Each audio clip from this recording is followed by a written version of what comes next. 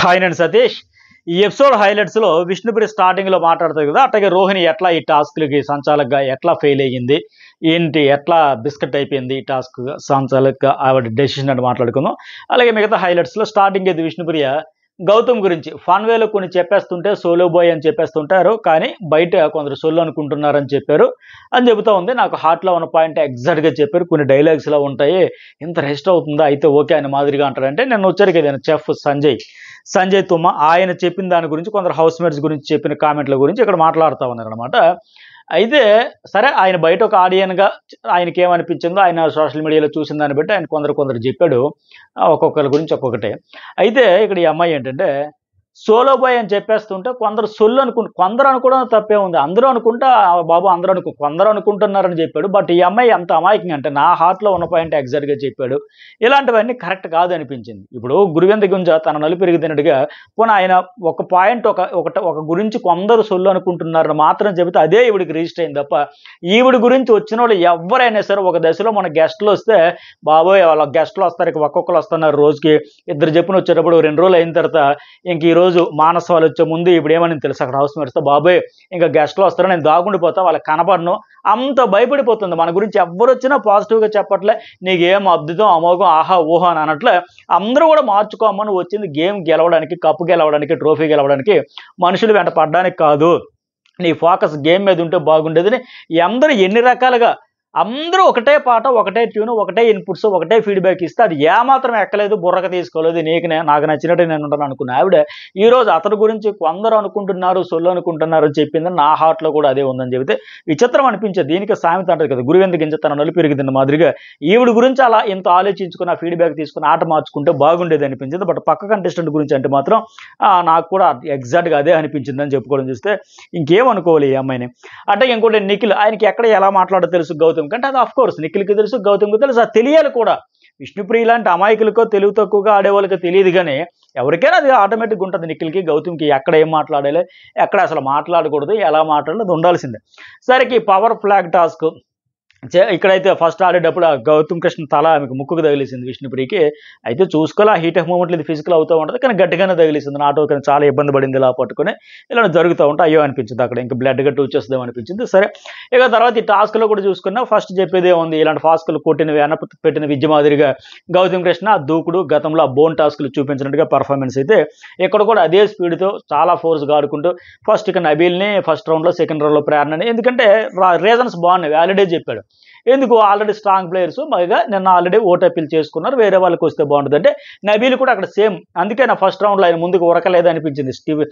Pose అయితే పెట్టాడు, రెడీగా ఉన్నాడు తప్ప నాకు కూడా అది అనిపించింది కొత్త వాళ్ళకి చెబితే బాగుంటుంది, అందుకే తక్కువ ట్రై చేస్తారని అనిపించింది.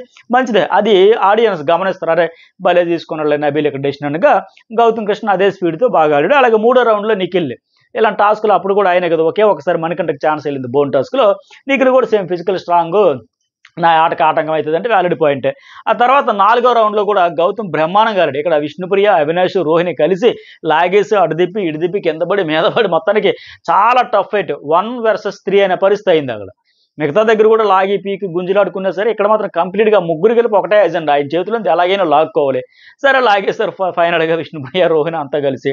సో కానీ రోహిణి డెసిషన్ చెప్పడానికి కూడా అయ్యో బాగా ఆడాడు, చాలాసేపు బాధపడింది లైవ్లో కూడా, అయ్యో బాగా ఆడాడు ఎలా తెప్పించేస్తాం, కానీ తెప్పించకపోతే తప్పదు. ఇప్పుడు తప్పించలేదంటే ఖచ్చితంగా నెక్స్ట్ ఆయన తెప్పించేస్తారు. అలాంటి పరిస్థితి స్ట్రాంగ్ ఉండేవాళ్ళని గౌతమ్ కూడా అక్కడ ముందు నిఖిల్ తెప్పించబోతే తర్వాత రౌండ్లో ఆయన తీసిన ఫస్ట్ గౌతమ్నే తెప్పిస్తాడు. ఎవరు స్ట్రాంగ్ అయితే వాళ్ళే తెప్పించేస్తారు, తప్పదు. ఇంకా లేదు అనుకుంటే మీ ఆట మీరు గివ్ అప్ ఇచ్చుకున్నట్టుగా, కావాలని కోరు ఒక బలమైన కంటెస్టెంట్ ఈ టాస్క్లో తలపడ్డారంటే ఓడిపోయినట్టే, ఇంకా తప్పనిసరి పరిస్థితులు తీస్తారు. ఇంకా అలాగే అవినాష్ తర్వాత రౌండ్లో తీశాడు, ట్రై చేశాడు, విష్ణుని అయితే తెప్పించాడు. ఇంకా అలాగే లాస్ట్ రౌండ్ అవినాష్ రోహిణి ఆడేటప్పుడు కొద్దిగా ట్రై చేసింది ఆ అమ్మాయి, కానీ ఎమోషన్ అయ్యి ఫ్రెండ్షిప్ అయ్యి ఆ సెంటిమెంట్, నీకు చేతులు బాగాలేదు ఫ్రెండ్షిప్ సెంటిమెంట్ కొద్ది ఇచ్చేసాడు, నువ్వు తీసుకొని చెప్పి ఫ్రెండ్షిప్ కనబడింది. At the same time groupism కదా వెళ్తుంటే ఫస్ట్ నుంచి అలాగే ఉంది, ఒకరికొకరు సహాయం చేసుకుంటూ ఎవరికి వాళ్ళు రేట్ అని కూడా అందుకే వచ్చింది. ఆర్ట్ అని కొందరు అనొచ్చు, రేట్ అని కొందరు వచ్చి, ఏదేమైనా సరే ఆ ఫ్రెండ్షిప్ బాండ్ కొద్ది ఎవరి ఫ్రెండ్స్కి వాళ్ళు చేసుకున్నట్టుగా వీళ్ళు ఇక్కడ కూడా మరొకసారి ప్రూవ్ చేసుకున్నారు, నా ఫ్రెండ్కి నేను ఇచ్చుకుంటున్నాను లెక్క. అయితే ఆయన అక్కడ ఇచ్చడం కూడా బెటర్ అనిపించింది, ఎందుకంటే ఆయన ఇటు ఫైనలిస్ట్ అయిపోయాడు. ఆ ఫ్రెండ్షిప్కి అక్కడ రెస్పెక్ట్ ఇచ్చి ఇచ్చడమే బెటర్ అనిపించింది, ఎందుకంటే ఆయనతో పోలిస్తే ఈమెకి వెరీ నీడ్, ఒక్కసారి కూడా నామినేషన్ కాలేదు కాబట్టి కనీసం చెప్పుకోవడానికి ప్లీజ్ నేను వచ్చాను నామినేషను, నాకు టాప్ 5 కంటే వెళ్ళిపోయాను అనే దానికంటే ఒకవేళ డైరెక్ట్గా వెళ్ళిపోయినా సరే అంత కిక్ రాదు కానీ, బట్ మీరు మీ ఓట్ల ద్వారా నేను సేవ్ అయ్యానంటే చాలా హ్యాపీ, టైటిల్ గెలిచినంత హ్యాపీ కనుక ఒకే ఒకసారి వచ్చి ఈ ఫినాలే వీక్ ముందంటే సో ఆవిడకి ఆ రిక్వెస్ట్ చేసుకున్న దానికైనా అని మాదిరిగా ఇచ్చినవే బెటర్ అనిపించింది. సరే ఇక ఈ నిలబెట్టు పడగొట్టు టాస్క్ ఉంది కదా, ఇది లైవ్లో బాబాయ్ 3 గంటల పాటు జుట్టులు పీక్కొని ఎవరు ఒక కన్క్లూజన్ రాలేక ఏ డెసిషన్ చెప్పాలో ఎవరికి అంత గందరగోళం అయిపోయి, ఒకటి రీజన్ ఏంటంటే మెయిన్ ఆ అమ్మాయి కూడా బాగా కన్ఫ్యూజ్ అయిపోయింది. ఎవరు? రోహిణి. సంచాలకి అటర్ ఫ్లాప్, డిజాస్టరే. ఆ టాస్క్ ఏంటి, వుడెన్ బ్లాక్స్ ప్లాట్ఫామ్ మీద పెట్టాలి, చివర ఆ ఫోటో పెట్టాలి, పైకి ఇటు నుంచి పెట్టుకుంటూ పోవాలి, ఆ ఫోటో వైపు నుంచి అలాగా ఒకటి పెట్టుకొని రాకూడదు, ఎండ్ ఫస్ట్ అయిపోయింది. వాళ్ళు ఎటు నుంచి స్టార్ట్ అవుతున్నారు ఆ బ్లాక్స్ తెచ్చుకొని పెట్టినారు, అటు నుంచి ఒకటి అట్లా పెట్టుకొని రావాలి, అది చివరిగా ఫోటో పడేయాలి. ఎవరు ఫోటో పడేస్తే వాళ్ళు తప్పుకోవాలి, అలాగే ఎవరిని పడేయాలనుకుంటే వాళ్ళు ఫోటో పెట్టుకోవాలి. చివరి వరకు క్లియర్ రూల్ ఏంటంటే చివరి వరకు వేస్ట్ బాక్స్లో ఫోటో పడకుండా ఎవరిదైతే ఉంటుందో వాళ్ళు అర్హులని చెప్పారు. ఇది రూల్. లాస్ట్ వరకు ఎవరి ఫోటో అంటే వాళ్ళది. కానీ రూల్ ప్రకారం ఆడాలి కదా, రూల్స్ ప్రకారం ఉండాలి కదా. అయితే ఇక సరే అక్కడ సంచాలకురాలుగా ఆమె ఫెయిల్ అయింది. ఒకటి పెద్దది తర్వాత చిన్నది, ఒకటి పెద్దది తర్వాత చిన్నది, ఒకటి పెద్దది ఒక చిన్నది, అట్లా పెట్టాలి. కానీ అలా పెట్టలేదు, నచ్చినట్టు పెట్టేశారు. పైగా పెట్టేటప్పుడు కూడా డిస్టెన్స్ చూసుకొని ఒకదానికి ఒకటి తాకితేనే ఒకటి టచ్ చేయాలి పడతాయి, లేదంటే ఎన్నిసార్లు పెట్టినా అది అన్ని దగ్గరలో అది ఒకదానికి తగిలితేనే. ఇలా చాలాసేపు టాస్కులు కూడా పడ్డాయి పెట్టారు ఆడుతా వచ్చారు. కానీ ఇక్కడ మనకి ఎపిసోడ్లో మనం లైవ్ ప్లస్ ఎపిసోడ్ చూసుకుని ఫస్ట్ అవినాష్ అయితే విష్ణుని పడగొట్టాడు, అంటే ఆమెకు ఓటు అప్పీలకు అర్హత లేదని లెక్క.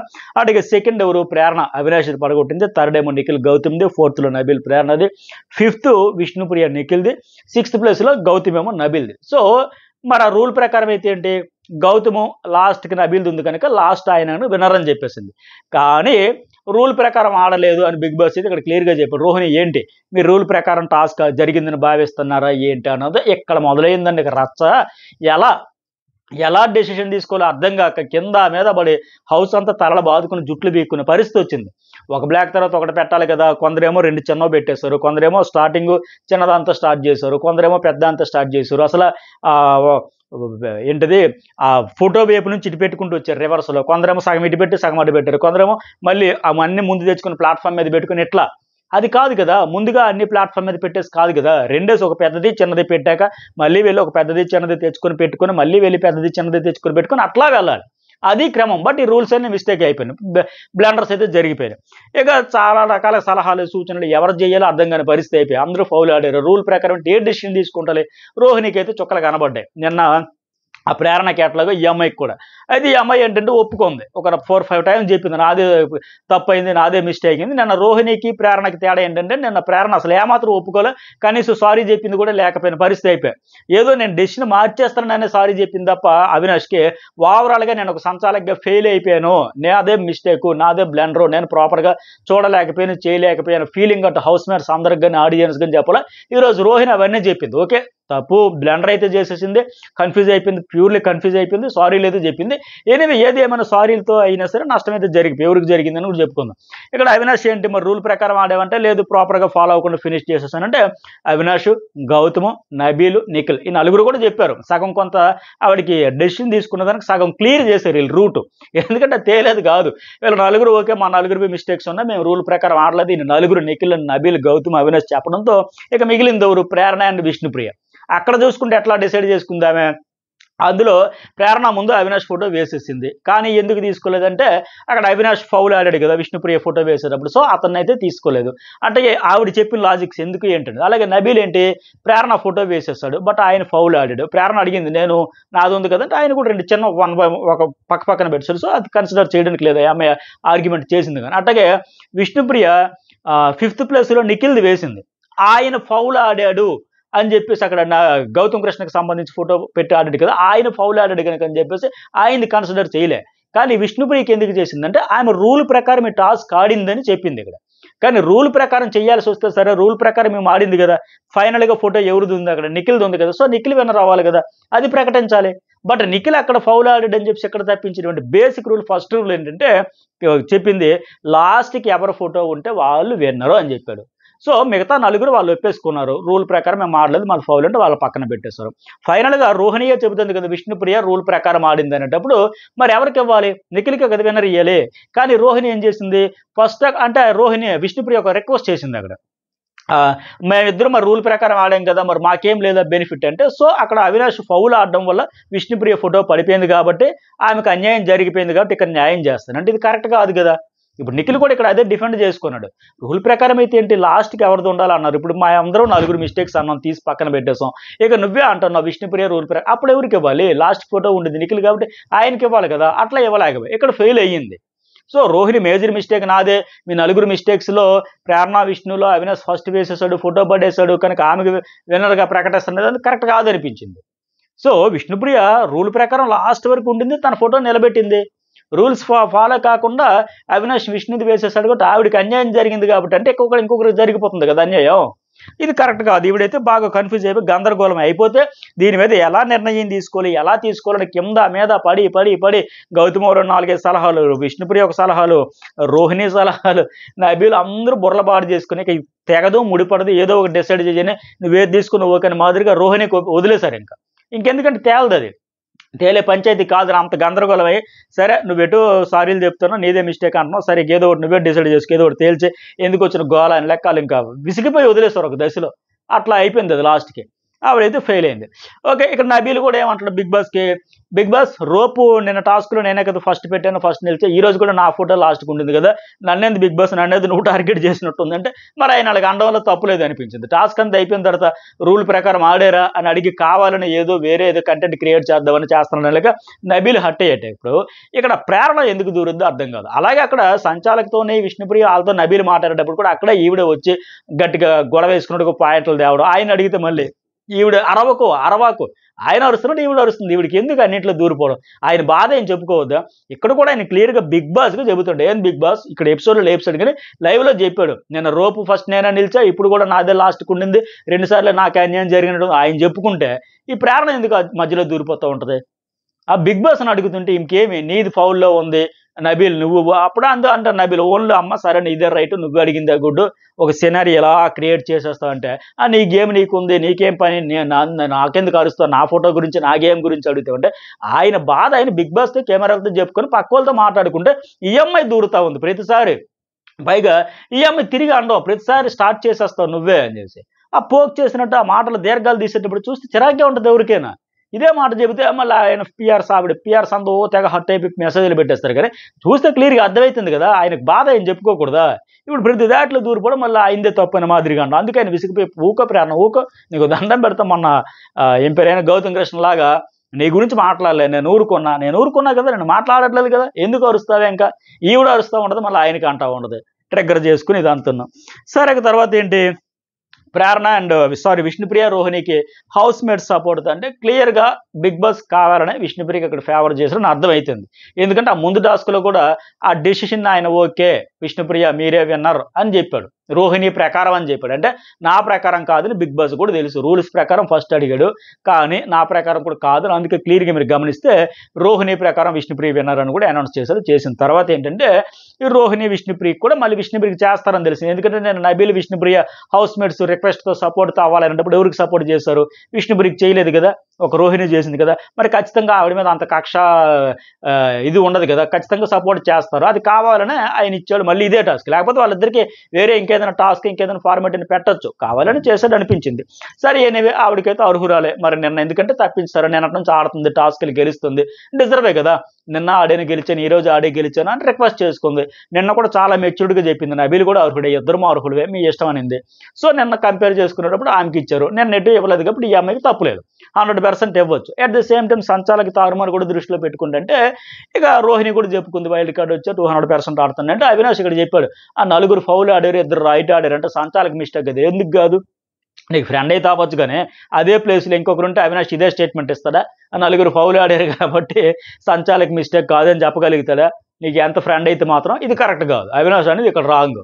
ఇప్పుడు ఆమెకి ఇంపార్టెంట్ ఆడుతుంది, ఓకే బెస్ట్ ఇస్తుంది, 200% ఇస్తుంది, ఎంతైనా చెప్పుకోవచ్చు, కానీ మిస్టేక్ కాదంటే అట్ట ఆవిడ ఫస్ట్ రూల్స్ అన్నీ అర్థం చేసుకుని వాళ్ళకి అర్థమైనట్టుకు చెప్పి ఓకేనా అర్థమైందా, ఇంకేమైనా డౌట్ ఉందా, ఇది సో అండ్ సో అని ఫుల్గా ఎక్స్ప్లెయిన్ చేయాలి తప్ప సరే తర్వాత ఇంకా అందరూ కలిపి ఒక రోహిణికి అవినాష్ మాత్రం సపోర్ట్, మిగతా అందరూ విష్ణుప్రియకి పర్ఫెక్ట్ మంచిగా అనిపించింది. నాకైతే పర్వాలేదు, ఆవిడకి చేయొచ్చాను. నిన్న తీసి ఇవాళ తీసిస్తే బాగోదు, ఆవిడకి దెబ్బ గ్రాఫ్ ఇలా పెరిగేది, ఆడియన్స్లో సింపతి బాగా వచ్చేది. అయ్యో పాపం ఆడుతుంది గెలుస్తుంది ఎలా తప్పించేస్తారు బాయ్ అని. అయితే రోహిణి ఏమంటుంది ఇక్కడ, సంచాలక పాయింట్ తీయకుండా ఉండాల్సిందేమో అంటే, విష్ణుప్రియ అది డెఫినెట్లీ ఫూలిష్ ఏమో కానీ స్ట్రాటజీ మీరు కన్సిడర్ చేయలేదు కదా, థ్యాంక్స్ అని చెప్పేసి వన్స్ మోర్ థ్యాంక్స్ సారీ రోహిణికి చెప్పేసింది. అయితే విష్ణుప్రియ తీయడం డెఫినెట్లీ ఫూలిష్ అనింది, కానీ ఎందుకు ఫూలిష్ అయింది, తప్పేముంది అక్కడ, ఆవిడ చేసిన తీయడం ఏం తప్పేం కాదు కదా.